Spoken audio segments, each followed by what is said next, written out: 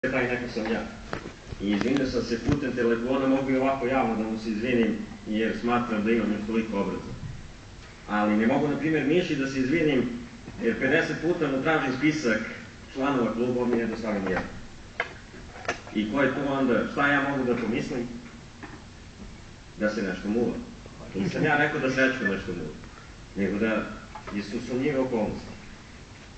U Kuli imamo 67 članova na upravnom odboru, završeno je plaćanje, danas imamo 83. Nemamo spisak koji su ti 16.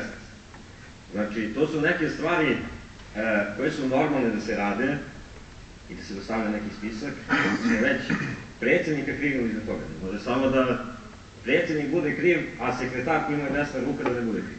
Znači, krivi su oblici. Kriv sam i ja, jer nisam ih dovoljno terao da rade.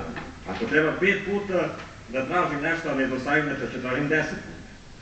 Da bi jednom to stavili na video te neke stvari. I ono što je bitno, znači to što kaže Nebojša spisak i zapisnici, mi imamo svaki zapisnik i treba da se dostavi svaki zapisnik i ko je šta rekao i ko je šta uradio, ovo što je rekao i ko šta nije uradio.